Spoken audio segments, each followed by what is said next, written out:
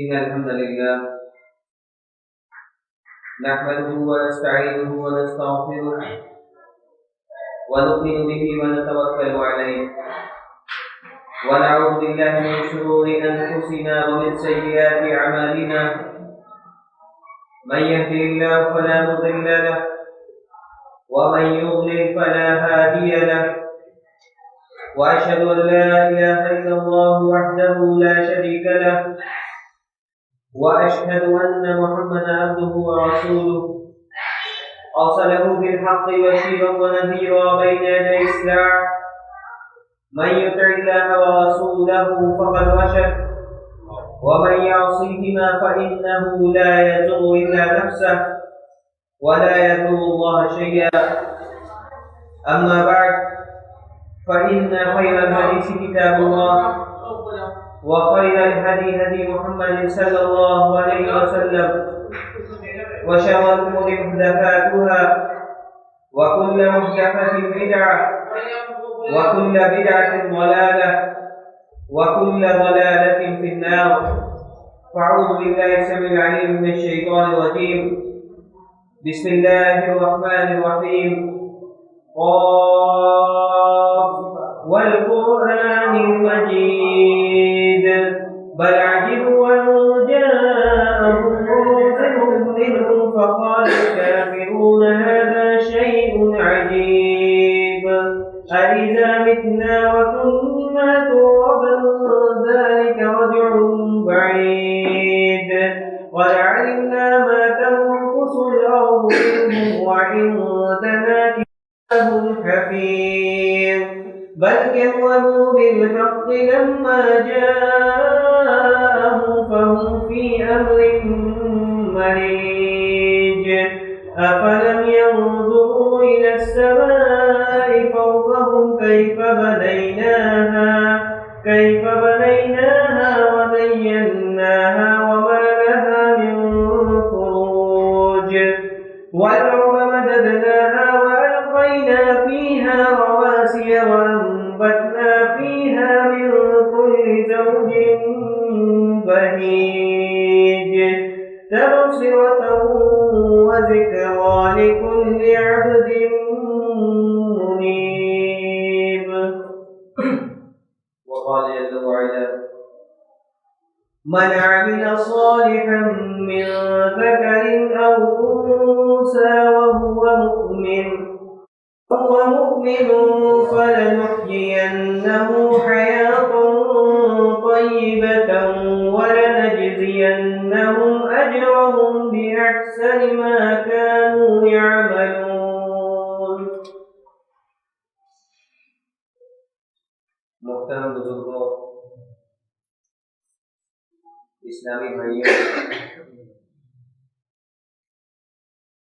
اللہ رب العالمین نے ہم تمام انسانوں کو ایک دنیا کے اندر پیدا کیا اور ہماری تخلیق مٹی کے ذریعے سے وجود میں آئی. تمام انسانوں کو اللہ رب العالمین نے مٹی کے ذریعے پیدا کیا. وَلَقَدْ خَلَقْنَا الْإِنسَانَ مِنْ صَلْصَالٍ مِنْ حَمَإٍ مَسْنُونٍ. اللہ رب العالمین نے فرمایا کہ انسان کی تخلیق یہ کھنکھناتی ہوئی مٹی سے تھی. تو تمام انسانوں کی تخلیق اللہ رب العالمین نے مٹی سے فرمائی، لیکن اس کے باوجود اس دنیا میں بسنے والے تمام انسان ایک دوسرے سے مختلف نظر آتے ہیں. کوئی رنگ و نسل کے اعتبار سے مختلف نظر آتا ہے. کسی کو اللہ رب العالمین نے گورا بنایا، کسی کو کالا بنایا. کوئی قد کے اعتبار سے مختلف نظر آتا ہے، کسی کو چھوٹے قد کا بنایا، کسی کو بڑے قد کا بنایا. اسی طرح سے انسان معاشی اعتبار سے بھی ایک دوسرے سے مختلف نظر آتا ہے. کسی کو اللہ رب العالمین نے بہت مال و متاع اور بہت مال و دولت سے آراستہ کیا، بہت مال و دولت سے نوازا، اور کسی کو درمیانے قسم کا بنایا، قناعت پسند بنایا، اور کسی کو اللہ رب العالمین نے لاچار اور مجبور بھی بنایا کہ اس کے پاس صبح شام کے لیے بہترین قسم کا کھانا بھی نصیب نہیں ہوتا. اسی طریقے سے انسان اس دنیا کے اندر ایمان و عمل کے اعتبار سے بھی مختلف نظر آتا ہے. کوئی نیک ہے گنہگار ہے، کوئی با اخلاق ہے تو کوئی بد اخلاق ہے، کوئی مومن ہے تو کوئی کافر ہے۔ انسان مختلف اعتبار سے ایک دوسرے سے مختلف تو نظر آتا ہے، لیکن وہ ایک اعتبار سے تمام کے تمام انسان ایک دوسرے سے مختلف ہونے کے باوجود ایک چیز میں ایک دوسرے کے بالکل برابر نظر آتے ہیں، اور وہ چیز کیا ہے؟ وہ چیز ایک خوشگوار زندگی ہے۔ اس دنیا میں بسنے والا تمام انسان، چاہے وہ نیک ہو یا گنہگار ہو، فاسق و فاجر ہو یا نیک ہو، کسی طریقے سے مالدار ہو یا غریب ہو، تمام انسان اس بات کی اپنے دل کے اندر آرزو و تمنا رکھتا ہے کہ اسے اس دنیا کے اندر ایک بہترین زندگی مل جائے، ایک خوشگوار زندگی مل جائے، راحت و سکون والی زندگی مل جائے، اور اسی کے انسان اس دنیا کے اندر محنت و مزدوری کرتا ہے، اپنی ساری توانائیاں خرچ کر دیتا ہے کہ اسے قلبی راحت و سکون اطمینان حاصل ہو جائے۔ ایک مزدور صبح سے لے کر شام تک پسینے میں شرابور ہو کر کے محنت و مزدوری کرتا ہے، اور ایک تاجر صبح سے لے کر شام تک برابر محنت کرتا ہے، اپنے کاروبار کو مزید چمکانے میں لگا رہتا ہے، لیکن دونوں کا مقصد وہی ایک ہے کہ انہیں خوشگوار زندگی ملے،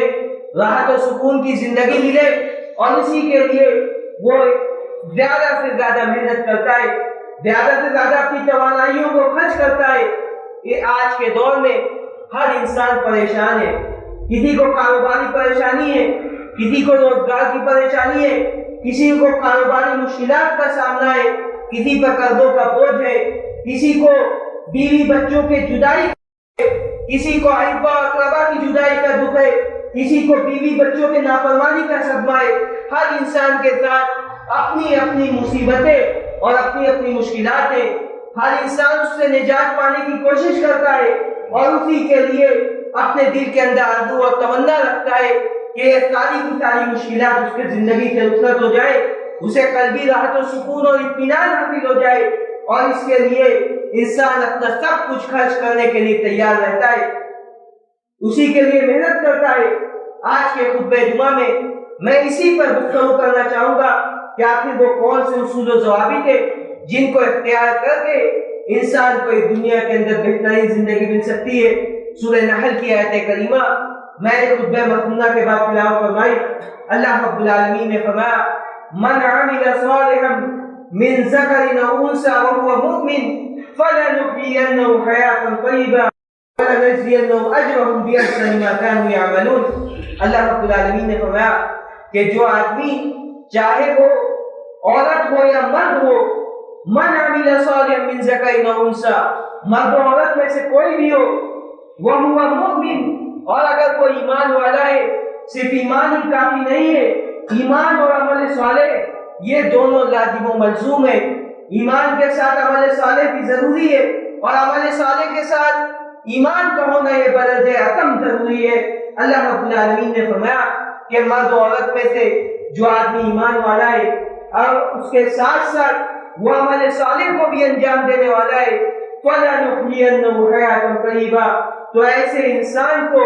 ہم ایک بہترین زندگی عطا کریں گے، ایک خوشگوار زندگی عطا کریں گے۔ وَلَنَجْزِيَنَّهُمْ أَجْرَهُمْ بِأَحْسَنِ مَا كَانُوا يَعْمَلُونَ، اور جو کچھ وہ نیک عمل کرے گا اس کا بہترین بدلہ اس کو آخرت میں بھی دیا جائے گا۔ الَّذِينَ آمَنُوا وَعَمِلُوا الصَّالِحَاتِ طُوبَىٰ لَهُمْ وَحُسْنُ مَآبٍ، سورہ رعد کی آیت کریمہ ہے۔ اللہ رب العالمین نے ارشاد فرمایا کہ جو آدمی ایمان لایا اور اس کے ساتھ ساتھ عمل صالح کیا، اس کے لیے توبہ ہے، اس کے لیے بہترین اجر ہے، اس کے لیے بہترین ٹھکانہ ہے، اس کے لیے بہترین زندگی ہے، وہ حسن مآب، اور آخرت میں بھی بہترین زندگی اس کو عطا کی جائے گی۔ یہ بہترین زندگی کا پہلا اصول جو کتاب و سنت کے اندر بیان کیا گیا وہ ایمان کے ساتھ ساتھ عمل صالح کو انجام دینا ہے۔ آج کے دور میں ہر انسان اسی بہترین زندگی کی تمنا تو رکھتا ہے، بہترین زندگی کی آرزو تو اپنے دل میں رکھتا ہے، لیکن اپنے حالات پر، اپنے زندگی پر غور نہیں کرتا، اپنا محاسبہ نہیں کرتا، ایک انسان سچا مومن ہے، اللہ رب العالمین کے فرائض کی پابندی کرتا ہے، واجبات کی پابندی کرتا ہے، نمازوں کی پابندی کرتا ہے، زکوٰۃ کا خیال کرتا ہے، رمضان کے روزوں کا خیال کرتا ہے، اگر استطاعت ہے تو حج کے فریضے کو انجام دیتا ہے، اور اسی کے ساتھ ساتھ قرابت داروں کے ساتھ، رشتہ داروں کے ساتھ، ماں باپ کے ساتھ بہترین سلوک کرتا ہے، اچھائی کرتا ہے، ان کے ساتھ نیکیاں کرتا ہے، لین دین میں اور اسی طریقے سے گفتگو میں سچ کو اختیار کرتا ہے، وعدے کو پورا کرتا ہے، تو ایسے انسان کے متعلق قرآن و سنت میں یہ خوشخبری سنائی گئی کہ اسے دنیا میں بھی بہترین زندگی ملے گی اور آخرت میں بھی بہترین زندگی ملے گی۔ لیکن اس کے برعکس انسان فاسق و فاجر ہے، بد کردار ہے، لوگوں کے ساتھ اس کے معاملات ٹھیک نہیں ہے، بات کرتا ہے تو جھوٹ بولتا ہے، بات کرتا ہے تو گالی گلوچ کرتا ہے، کسی سے لین کرتا ہے تو وعدہ خلافی کرتا ہے، ماں باپ کے ساتھ اس کا سلوک اچھا نہیں ہے، رشتہ داروں کے ساتھ اس کا سلوک اچھا نہیں ہے، وہ کتنی بھی اپنی توانائیاں صرف کر لے، جتنے بھی مال و دولت کو اپنے پاس اکٹھا کر لے، کتنی بھی بڑی سی بڑی بلڈنگیں میں رہ کر کے وہ زندگی گزارے، لیکن ان چیزوں کے باوجود اسے قلبی راحت و سکون اور قلبی اطمینان نصیب نہیں ہو سکتا۔ اللہ رب العالمین کی نافرمانیوں میں اس کا شب و روز، اس کا صبح و شام گزرتا ہے، لیکن اس کے باوجود انسان اپنا محاسبہ نہیں کرتا کہ اسے یہ بے چینیاں کیوں ہے، اسے یہ پریشانیاں کیوں نہیں ہوئی ہے۔ وَمَنْ أَعْرَضَ عَنْ ذِكْرِي فَإِنَّ لَهُ مَعِيشَةً ضَنكًا وَنَحْشُرُهُ يَوْمَ الْقِيَامَةِ أَعْمَىٰ قَالَ رَبِّ لِمَ حَشَرْتَنِي أَعْمَىٰ وَقَدْ كُنتُ بَصِيرًا قَالَ كَذَٰلِكَ أَتَتْكَ آيَاتُنَا فَنَسِيتَهَا وَكَذَٰلِكَ الْيَوْمَ تُنسَىٰ۔ سورہ طٰہٰ کی آیت کریمہ ہے، اللہ رب العالمین نے ارشاد کہ جو کوئی میرے ذکر سے اعراض کرے گا، میری یاد سے منہ موڑے گا، میرے احکام مسائل سے منہ موڑے گا، فَإِنَّ لَهُ مَعِيشَةً ضَنكًا، یہ دنیاوی زندگی بھی اس کے لیے تنگ ہو جائے گی، دنیاوی زندگی کو بھی میں تنگ حال بنا دوں گا، وَنَحْشُرُهُ يَوْمَ الْقِيَامَةِ أَعْمَىٰ، اور قیامت کے دن بھی اس کو اندھا کر کے اٹھایا جائے گا۔ قَالَ رَبِّ لِمَ حَشَرْتَنِي أَعْمَىٰ وَقَدْ كُنتُ بَصِيرًا، بندہ اللہ رب العالمین کے سامنے شکایت کرے گا کہ اللہ رب العالمین دنیا میں تمہیں دیکھنے والا تھا کہ مجھے اندھا کیوں اٹھایا گیا؟ قال كذلك اتتك آیاتنا فنسیتها وكذلك اليوم تنسى، اللہ رب العالمین کہے گا کہ میرے احکام و مسائل، میرے دین کی باتیں تمہارے سامنے آئی، اس کے سامنے تم اندھے ہو گئے، اس کو اختیار نہیں کیا، ان احکام و مسائل کو نظر انداز کر دیا، جس طرح سے تم نے میرے احکام و مسائل کو بھلا دیا، اسی طرح سے آج کے دن تم کو بھی بھلا دیا گیا۔ میرے علماء اکرام جو میرے دین کی باتیں تم کو بتاتے تھے، اس کو تم نظر انداز کر کے دنیاوی چمک دمک اور دنیاوی رنگینیوں مشغول ہو کر کے دین کے احکام مسائل کو تم نظر انداز کر دیتے تھے، جس کے نتیجے میں آج تمہارا یہ حال ہو رہا ہے۔ تو اللہ رب العالمین نے فرمایا کہ میرے ذکر کو اختیار کرنے کے ساتھ ہی تم کو قلبی راحت و سکون اور اطمینان نصیب ہوگا۔ یہ ایمان اور عمل صالح یہ پہلا اصول ہے جس کو کتاب و سنت میں بیان کیا گیا کہ اس کو اختیار کرنے کے ساتھ انسان کو ایک بہترین زندگی مل سکتی ہے۔ اسی طرح سے دوسری چیز جس کو کتاب و سنت میں بیان کیا گیا وہ ہے نماز کی پابندی۔ نماز کے سلسلے میں آج ہم کس قدر کوتاہی یہ ہم کو بیان کرنے کی ضرورت نہیں، اس کی وضاحت کرنے کی ضرورت نہیں۔ مسجدیں صرف جمعہ میں تو آباد ہو جاتی ہیں، عیدین میں تو آباد ہو جاتی ہیں، لیکن 5 وقتہ نمازوں میں مسجدیں ویران پڑی ہیں۔ اللہ کے رسول صلی اللہ علیہ وسلم نے فرمایا جعلت قرۃ عینی فی الصلاۃ، کہ میرے آنکھوں کی ٹھنڈک یہ نماز میں، لیکن اس کے باوجود آج ہم نماز سے غافل ہیں۔ 5 وقتہ نمازوں کی صلوات خمسہ کی ہم پابندی نہیں کرتے، اس کے سلسلے میں کوتاہ نظر آتے ہیں اور اس کے باوجود یہ شکوہ کرتے ہیں، یہ شکایت کرتے ہیں۔ تو آپ کے ہمارے زندگی میں یہ بے سکونی کیوں ہے؟ ہماری زندگی میں یہ مسائل و مشکلات کیوں ہیں؟ اللہ رب العالمین نے فرمایا یا ایھا الذین آمنوا استعینوا بالصبر والصلاۃ، سورہ بقرہ کی آیت کریمہ ہے۔ اللہ رب العالمین نے اہل ایمان کو، ایمان والوں کو مخاطب کر کے کہا کہ ایمان والوں صبر کے ذریعے سے اور نماز کے ذریعے سے مجھ سے مدد طلب کرو، صبر کے ذریعے سے اور نماز کے ذریعے سے مجھ سے مدد طلب کرو۔ آج مسلمان اسی نماز سے غافل ہے، اسی نماز سے غافل ہے، وہ مدد طلب کرتا ہے تو غیر اللہ سے طرف کرتا ہے، رب العالمین کے احکام مسائل کو نظر انداز کر دیتا ہے، اور اس کے باوجود یہ توقع لگائے بیٹھا ہے، یہ امید کرتا ہے کہ اسے بہترین زندگی مل جائے گی۔ ہرگز نہیں، اللہ رب العالمین کے احکام مسائل کو نظر انداز کر کے ہمیں کبھی بھی خوشگوار زندگی نصیب نہیں ہو سکتی۔ اسی طرح سے ایک حیات طیبہ اور خوشگوار اور بہترین زندگی کے ایک اصول و ضوابط میں سے ایک اصول یہ بھی ہے کہ اللہ رب العالمین کا تقوی، اللہ رب العالمین کا خوف اپنے دل کے اندر پیدا کیا جائے۔ یہ تقوی پرہیزگاری انسان کے دل کے اندر پیدا ہو جائے تو انسان خود بخود گناہوں سے اور اللہ رب العالمین کی نافرمانیوں سے رک جائے۔ تقوی کا معنی ہی یہی ہوتا ہے کہ اللہ رب العالمین کا ایسا خوف انسان کے دل میں پیدا ہو جس کے نتیجے میں وہ محرمات سے، اللہ رب العالمین کے حرام کردہ چیزوں سے رک جائے۔ یہی وجہ ہے کہ حضرت عمر بن خطاب رضی اللہ عنہ نے جب حضرت ابو موسیٰ اشعری رضی اللہ عنہ سے پوچھا کہ تقوی اور پرہیزگاری کیا چیز ہے، حضرت ابو موسیٰ اشعری رضی اللہ عنہ نے ان کو مثال دے کر کے سمجھایا کہ آپ کسی کھاردار جھاڑی کے درمیان کبھی سے گزرے،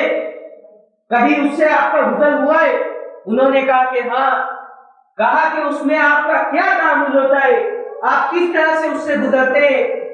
حضرت عمر بن خطاب رضی اللہ عنہ نے کہا کہ انسان جب اس سے گزرتا ہے تو اپنے جسم کو سکوڑ لیتا ہے، کپڑے کو سمیٹ لیتا ہے کہ جسم اس میں الجھ کر کے زخمی نہ ہو جائے، کپڑے اس کھاردار جھاڑی میں الجھ کر کے پھٹ نہ جائے۔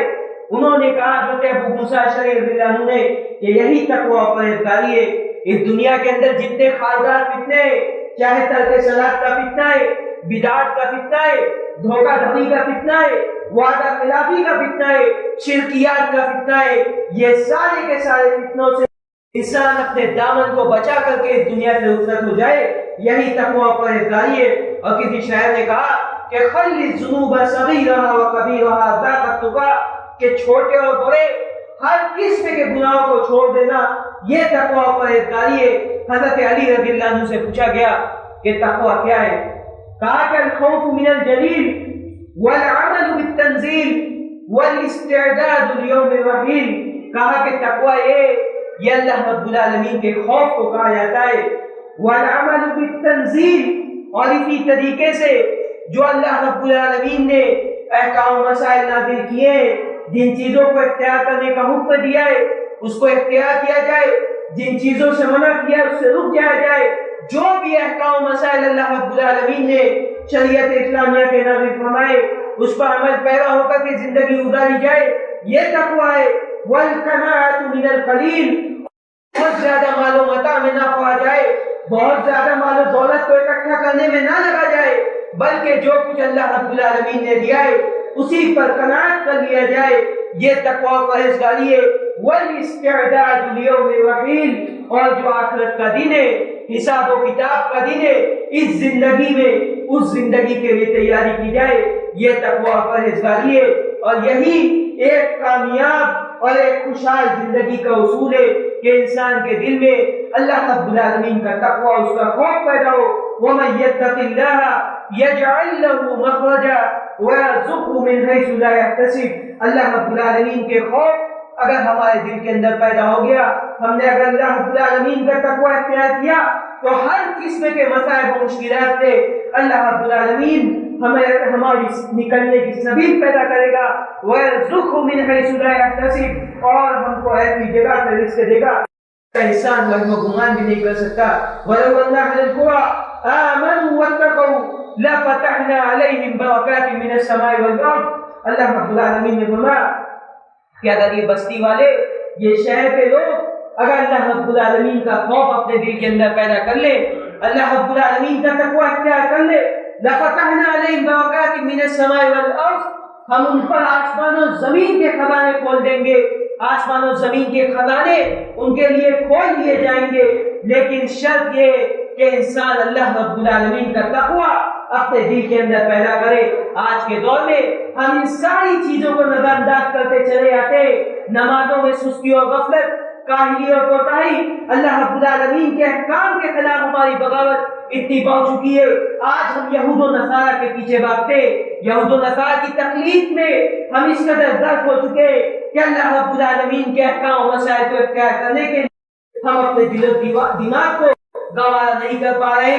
آمادہ نہیں کر پا رہے. ہم دنوں رات اللہ رب العالمین کی نافرمانیاں میں گزارتے، ہم اپنا صبر و روش اللہ رب العالمین کی نافرمانیاں کرتے ہوئے گزار دیتے، اور اس کے باوجود ہم ایک خوشگوار زندگی کی تمنا رکھتے. یہ ایک عقل مند کی نشانی نہیں ہے، بلکہ عقل مند وہ ہے جو اللہ رب العالمین کے احکام و مسائل کو اختیار کرنے کے بعد اس کے بعد اپنے دل کے اندر یہ تمنا رکھے کہ ان احکام و مسائل کو اختیار کرنے کے بعد مجھے خوشگوار زندگی مل سکتی ہے. ہم گناہگاریاں کرتے ہیں، سیاہکاریاں کرتے ہیں، اور اس کے باوجود یہ تمنا رکھتے ہیں کہ خوشگوار زندگی مل جائے. ہرگز نہیں، بلکہ گناہگاریوں کے نتیجے میں، سیاہکاریوں کے نتیجے میں، گناہگاریوں کو انجام دینے کے نتیجے میں موجودہ نعمتیں بھی چھن جاتی ہے. آپ دیکھیں حضرت آدم علیہ السلام ہمارے جد امجد اور ہماری ماں حضرت حوا علیہ السلام کو رب العالمین نے ان کو کہا کہ جنت میں رہیے، وَكُلَا مِنْهَا رَغَدًا حَيْثُ شِئْتُمَا، جنت میں جہاں سے بھی چاہیے آپ کھائیے اور پیئے، گھومیے،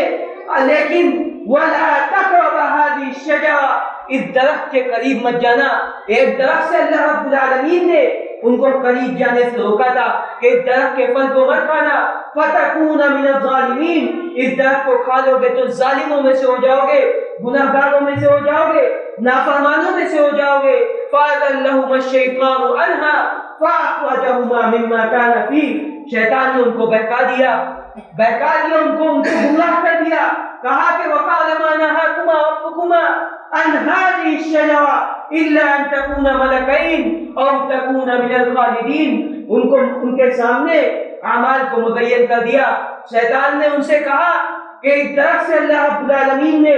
اس وجہ سے تم کو روکا ہے کہ اس کو کھا لو گے تو تم بادشاہ بن جاؤ گے، تم کو ہمیشہ کی زندگی مل جائے گی. انہوں نے شیطان کے بہکاوے میں آ کر کے اس درخت کے پھل کو کھا لیا اور اللہ رب العالمین نے ان کو جنت سے نکال دیا. یہ شیطان کا پہلا حربہ تھا جس کے ذریعے سے اس نے انسانوں کو اس میں مبتلا کر کے اس نے گمراہ کیا. تو اللہ رب العالمین کی نافرمانی کے نتیجے میں آنے والی نعمتیں تو بہت دور کی باتیں، موجودہ نعمتوں کو بھی اللہ رب العالمین چھین لیتا ہے. اسی طریقے سے ایک بہترین زندگی کا جو اصول بیان کیا گیا اس میں سے ایک اصول یہ بھی ہے کہ انسان اپنے گناہوں پر، اپنے سیاہکاریوں پر اللہ رب العالمین کے سامنے مغفرت طلب کرے، توبہ استغفار کرے. کیونکہ جو کچھ بھی مصائب و مشکلات جن سے انسان دوچار ہوتا ہے یہ سارے کے سارے انسان کے کرتوتوں کے نتیجے میں آتی ہے. وَمَا أَصَابَكُم مِّن مُّصِيبَةٍ فَبِمَا كَسَبَتْ أَيْدِيكُمْ وَيَعْفُو عَن كَثِيرٍ، جو کچھ بھی مصیبتیں تم کو لاحق ہوتی ہے یہ تمہاری اپنی کرتوتوں کا نتیجہ ہے، تمہارے اپنے سیاہکاریوں کا نتیجہ ہے. وَيَعْفُو عَن كَثِيرٍ، لیکن اس کے باوجود اللہ رب العالمین یہ ہماری بہت ساری کوتاہیوں کو اور ہماری بہت ساری گناہکاریوں کو معاف کر دیتا ہے. فَقُلْتُ اسْتَغْفِرُوا رَبَّكُمْ إِنَّهُ كَانَ غَفَّارًا يُرْسِلِ السَّمَاءَ عَلَيْكُمْ مِدْرَارًا وَيُمْدِدْكُمْ بِأَمْوَالٍ وَبَنِينَ وَيَجْعَلْ لَكُمْ جَنَّاتٍ وَيَجْعَلْ لَكُمْ أَنْهَارًا. اللہ رب العالمین نے فرمایا نوح علیہ السلام جنہوں نے اپنے قوم کو 950 سال تک تبلیغ کی، اپنے قوم کو مخاطب کر کے کہتے ہیں کہ اللہ رب العالمین سے مغفرت طلب کرو. اللہ رب العالمین غفار ہے، مبالغہ کا صیغہ استعمال کیا گیا کہ اللہ رب العالمین بہت زیادہ بخشنے والا ہے. یرسل السماء علیکم مدرارا، اور اللہ رب العالمین اس استغفار کے نتیجے میں تمہارے اوپر آسمان سے بارشوں کو نازل کرے گا اور مال و اولاد کی کثرت سے تمہاری مدد کرے گا. مال و اولاد کی کثرت یہ انسان کے خوشحالی کی علامت ہے. اسی وجہ سے اللہ رب العالمین نے اس کا تذکرہ کیا کہ مال و اولاد کے ذریعے سے تمہاری مدد کی جائے گی، مال و اولاد کے کثرت سے تمہاری مدد کی جائے گی. وَيَجْعَلْ لَكُمْ جَنَّاتٍ وَيَجْعَلْ لَكُمْ أَنْهَارًا، اور تمہارے لیے باغات اور نہروں کو بھی کھول دیا جائے گا. تو یہ استغفار یہ ایک بہترین زندگی کا ایک اصول ہے. اس کو اختیار کرنے کے نتیجے میں انسان کو اس دنیا کے اندر قلبی راحت و سکون اور اطمینان نصیب ہو سکتا ہے. لیکن آج ہمارے دل کا کیا حال ہے؟ ہم جتنی بھی گناہگاریاں کرتے ہیں، کتنی بھی سیاہکاریاں کرتے ہیں، لیکن اس کا بوجھ ہم اپنے دل پر محسوس نہیں کرتے. آخر وہ کون سے اسباب ہے ہمارے دل مردہ ہو گئے، ہمارے دل سیاہ ہو گئے۔ اللہ رب العالمین، اللہ کے رسول صلی اللہ علیہ وسلم نے ایک حدیث میں ان المؤمن اذا اذنب كانت له نقطة سوداء في قلبه فإن تاب وغفر واستغفر ثقل قلبه وإن زادت حتى يعلو قلبه۔ صحیح روایت ہے، اللہ کے رسول صلی اللہ علیہ وسلم نے فرمایا کہ ایک مومن انسان، ایک مومن بندہ جب یہ کوئی گناہ کرتا ہے تو اس کے دل پر ایک سیاہ نقطہ لگ جاتا ہے، وہ گناہ پر گناہ کرتا اگر چلا جاتا ہے تو وہ سیاہی بھی اس کے دل میں بڑھتی چلی جاتی ہے، یہاں تک کہ وہ اس کے پورے دل کو گھیر لیتی ہے۔ اس کا دل پھر نیکیوں کو، اللہ رب العالمین کے احکام و مسائل کو قبول نہیں کرتا، وہ ایک کان سے سنتا ہے اور دوسرے کان سے نکال لیتا ہے۔ اگر اس کا دل سیاہ ہو گیا ہے تو اس کے نتیجے میں اس کے دل پر قرآن و سنت کی آیات، رسول اکرم صلی اللہ علیہ وسلم کی حدیث بھی اثر نہیں کرتی۔ یہ ایک گنہگار کی نشانی ہے، یہ ایک سیاہ کار کی نشانی ہے جس کا تذکرہ اللہ کے رسول فرمایا۔ اللہ رب العالمین نے سورہ بقرہ کے اندر ارشاد فرمایا ثم قست قلوبکم من بعد ذلك فهي كالحجارة او اشد قسوة، کہ سیاکاریاں کرتے کرتے، گناہ کرتے کرتے تمہارے دل یہ پتھر سے بھی زیادہ سخت ہو گئے۔ وَإِنَّ مِنَ الْحِجَارَةِ لَمَا يَتَفَجَّرُ مِنْهُ الْأَنْهَارُ، جبکہ پتھر کی تو یہ حالت ہے کہ اس سے پھٹ کر کے اس سے پانی نکل جاتا ہے، اس سے نہریں نکل جاتی ہے، لیکن تمہارے دل یہ پتھر سے بھی زیادہ سخت ہو گئے، جس کے نتیجے میں تمہارے دل ہدایت کو قبول نہیں کرتے۔ اس وجہ سے ہماری ذمہ داری ہے کہ ہم اپنی سیاہ کاریوں سے توبہ کریں، اللہ رب العالمین کے سامنے روئے اور گڑگڑائے، اپنے گناہوں پر ندامت کا اظہار کرے، اللہ رب العالمین کے سامنے سچے دل کے ساتھ توبہ کرے، تب جا کر کے ہمیں قلبی راحت و سکون اور ایک خوشگوار زندگی دنیا کے اندر مل سکتی ہے۔ اسی طرح سے ایک پانچواں اصول جو کہ خوشگوار زندگی کا کتاب و سنت میں ذکر کیا گیا، وہ دعا کی کثرت ہے۔ اللہ کے رسول صلی اللہ علیہ وسلم نے ایک حدیث کے اندر فرمایا کہ انسان یہ جب دعا کرتا ہے، اللہ رب العالمین کے بارگاہ میں ہاتھ اٹھاتا ہے تو اللہ رب العالمین اس بات سے شرم محسوس کرتا ہے کہ اس کے ہاتھ کو خالی لوٹا دے، اس کو بغیر نوازے ہوئے لوٹا دے۔ اس وجہ سے ہمیں اللہ رب العالمین کی بارگاہ میں دعا کرنی چاہیے کہ اللہ رب العالمین اس دنیا کے اندر ہمیں ایک بہترین زندگی، ایک راحت و سکون والی زندگی عطا فرمائے۔ اللہ رب العالمین سے ہم یہی دعا کرتے ہیں کہ اللہ رب العالمین ہم کو کتاب و سنت پر عمل پیرا ہو کر کے زندگی گزارنے کی توفیق عطا فرمائے۔ اللہ رب العالمین کتاب و سنت کی روح کو ہمارے دل میں پیدا کر دے، ہم جب تک جئیں تب تک اسلام پر جئیں، جب ہمارا خاتمہ ہو تو ایمان پر ہو۔ بارک اللہ لنا فی القرآن ونفعنی وإياکم بالآیات والذکر الحمید، انہ تعالی جواد کریم رؤوف رحیم۔ الحمد للہ علی احسانہ والشکر له على توفیقہ وامتنانہ، أشهد أن لا إله إلا الله وحده لا شريك له تعظيما لشانه، وأشهد أن محمدا عبده ورسوله والداعي إلى رضوانه، إن الله وملائكته يصلون على النبي يا أيها الذين آمنوا صلوا عليه وسلموا تسليما، اللهم صل على محمد وعلى آل محمد كما صليت على إبراهيم وعلى آل إبراهيم إنك حميد مجيد، اللهم بارك على محمد وعلى آل محمد كما باركت على إبراهيم وعلى آل إبراهيم إنك حميد مجيد، اللهم اعز الإسلام والمسلمين وأذل الشرك والمشركين ودمر أعداء الدين واحمِ حوزة الإسلام يا رب العالمين، اللهم آت نفوسنا تقواها وزكها أنت خير من زكاها أنت وليها ومولاها، اللهم إنا نعوذ بك من جهد البلاء ودرك الشقاء وسوء القضاء وشماتة الأعداء، ربنا آتنا في الدنيا حسنة وفي الآخرة حسنة وقنا عذاب النار، ربنا ظلمنا أنفسنا وإن لم تغفر لنا وترحمنا لنكونن من الخاسرين، عباد الله رحمكم الله، إن الله يأمر بالعدل والإحسان وإيتاء ذي القربى وينهى عن الفحشاء والمنكر والبغي يعظكم لعلكم تذكرون، اذكروا الله يذكركم وادعوه يستجب لكم ولذكر الله أكبر والله يعلم ما تصنعون.